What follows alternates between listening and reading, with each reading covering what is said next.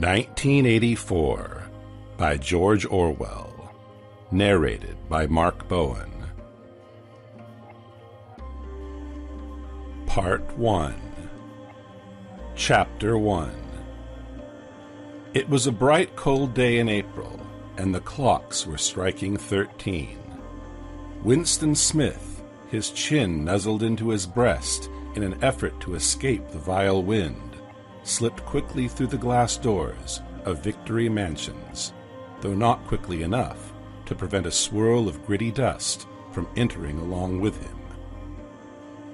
The hallway smelt of boiled cabbage and old rag mats. At one end of it, a colored poster, too large for indoor display, had been tacked to the wall. It depicted simply an enormous face, more than a meter wide. The face of a man of about 5, with a heavy black mustache and ruggedly handsome features. Winston made for the stairs. It was no use trying the lift. Even at the best of times it was seldom working, and at present the electric current was cut off during daylight hours. It was part of the economy drive, in preparation for Hate Week. The flat was 7 flights up, and Winston, who was 39 and had a varicose ulcer above his right ankle, went slowly, resting several times on the way. On each landing, opposite the lift shaft, the poster with the enormous face gazed from the wall. It was one of those pictures which are so contrived that the eyes follow you about when you move. "Big Brother is watching you," the caption beneath it ran. Inside the flat, a fruity voice was reading out a list of figures which had something to do with the production of pig iron. The voice came from an oblong metal plaque, like a dulled mirror, which formed part of the surface of the right-hand wall. Winston turned a switch, and the voice sank somewhat, though the words were still distinguishable. The instrument, the telescreen it was called, could be dimmed, but there was no way of shutting it off completely. He moved over to the window, a smallish, frail figure, the meagerness of his body merely emphasized by the blue overalls, which were the uniform of the party. His hair was very fair, his face naturally sanguine, his skin roughened by coarse soap and blunt razor blades and the cold of the winter that had just ended. Outside, even through the shut window pane, the world looked cold. Down in the street, little eddies of wind were whirling dust and torn paper into spirals, and though the sun was shining and the sky a harsh blue, there seemed to be no color in anything except the posters that were plastered everywhere. The black mustachioed face gazed down from every commanding corner. There was one on the house front immediate opposite. "Big Brother is watching you," the caption said, while the dark eyes looked deep into Winston's own.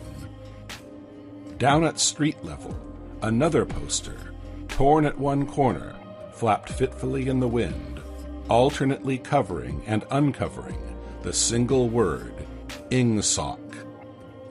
In the far distance, a helicopter skimmed down between the roofs, hovered for an instant like a blue bottle, and darted away again with a curving flight. It was the police patrol snooping into people's windows. The patrols did not matter, however. Only the thought police mattered. Behind Winston's back, the voice from the telescreen was still babbling away about pig iron and the overfulfillment of the 9th three-year plan. The telescreen received and transmitted simultaneously. Any sound that Winston made above the level of a very low whisper would be picked up by it. Moreover, so long as he remained within the field of vision which the metal plaque commanded, he could be seen as well as heard. There was, of course, no way of knowing whether you were being watched at any given moment. How often, or on what system the thought police plugged in on, any individual wire was guesswork. It was even conceivable that they watched everybody all the time. But at any rate, they could plug in your wire whenever they wanted to. You had to live, did live, from habit that became instinct, in the assumption that every sound you made was overheard, and except in darkness, every movement scrutinized. Winston kept his back turned to the telescreen. It was safer, though, as he well knew, even a back can be revealing. A kilometer away, the Ministry of Truth, his place of work, towered vast and white above the grimy landscape. This, he thought with a sort of vague distaste, this was London, chief city of Airstrip 1, itself the third most populous of the provinces of Oceania. He tried to squeeze out some childhood memory that should tell him it had always been quite like this. Were there always these vistas of rotting 19th century houses, their sides shored up with balks of timber, their windows patched with cardboard, and their roofs with corrugated iron, their crazy garden walls sagging in all directions? And the bombed sites where the plaster dust swirled in the air, and the willow herbs straggled over the heaps of rubble, and the places where the bombs had cleared a larger patch, and there had sprung up sordid colonies of wooden dwellings like chicken houses? But it was no use. He could not remember. Nothing remained of his childhood except a series of bright-lit tableaux occurring against no background and mostly unintelligible. The Ministry of Truth, Mini-True in Newspeak. Newspeak was the official language of Oceania. For an account of its structure and etymology, see Appendix, was startlingly different from any other object in sight. It was an enormous pyramidal structure of glittering white concrete, soaring up, terrace after terrace, 300 meters into the air. From where Winston stood, it was just possible to read, picked out on its white face in elegant lettering, the three slogans of the party. War is peace, freedom is slavery, ignorance is strength. The Ministry of Truth contained, it was said, 3,000 rooms above ground level and corresponding ramifications below. Scattered about London, there were just 3 other buildings of similar appearance and size. So completely did they dwarf the surrounding architecture that from the roof of Victory Mansions you could see all 4 of them simultaneously. They were the homes of the 4 ministries between which the entire apparatus of government was divided. The Ministry of Truth, which concerned itself with peace, entertainment, education, and the fine arts. The Ministry of Peace, which concerned itself with war.